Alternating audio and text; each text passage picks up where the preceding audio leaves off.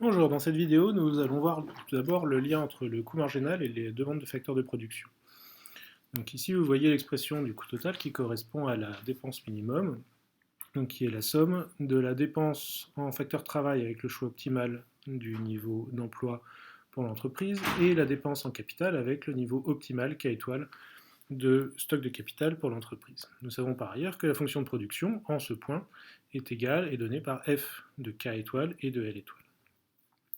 Donc en réécrivant simplement le coût total comme étant le niveau de dépense minimum en K étoile et en L étoile pour produire ce niveau de production Q, on peut également du coup différencier totalement ce coût total, c'est-à-dire que le coût total va varier pour deux raisons, soit parce que la quantité optimale de travail va varier, soit parce que la quantité optimale de capital va varier, sachant que le coût du travail et le coût du capital, eux, ne peuvent pas varier puisqu'ils sont fixés par le marché. Par ailleurs, on sait que la quantité produite est déterminée par la fonction de production telle que représentée ici. Dans ce cas, on peut également différencier la fonction de production en disant ce qui peut faire varier la quantité produite sont deux choses, soit c'est la quantité de capital qui va varier et la production va varier proportionnellement à la productivité marginale du capital, soit la production varie car le niveau d'emploi varie dans l'entreprise et dans ce cas-là, la production va varier proportionnellement à la productivité marginale du travail. Par ailleurs, nous savons que le coût marginal de production est égal à la dérivée du coût total par rapport à la quantité produite. Si nous supposons que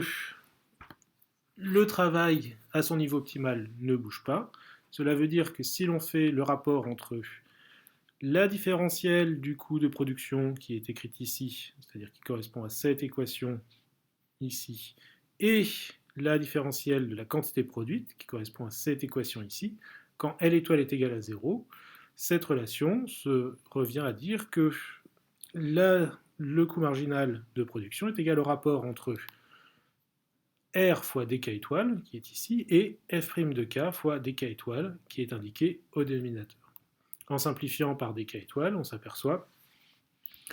que le coût marginal de production est égal au rapport entre le coût du capital et la productivité marginale du capital. On peut faire la même chose en supposant que la stock de capital optimal ne bouge pas. Dans ce cas-là, le coût ne varie que avec le facteur travail. Donc la variation possible de coût avec le facteur travail est égale à W fois dL étoile. La variation possible de production ne peut être réalisée que suite à une variation du facteur travail, donc d à l'étoile, dans une proportion donnée par la productivité marginale du travail. Dans ce cas-là, le coût marginal de production sera égal simplement au rapport entre le coût du travail et la productivité marginale du travail. Donc ce que nous avons montré ici, c'est que le coût marginal de production est égal au rapport entre le coût du facteur et sa productivité marginale. Évidemment, ces deux coûts marginaux, ces deux calculs de coûts marginaux doivent être égaux, et on s'aperçoit que si on égalise ces deux coûts marginaux, le coût marginal calculé sur le capital à travail constant et sur le travail à capital constant, on obtient l'égalité entre le taux marginal de substitution et le rapport des prix.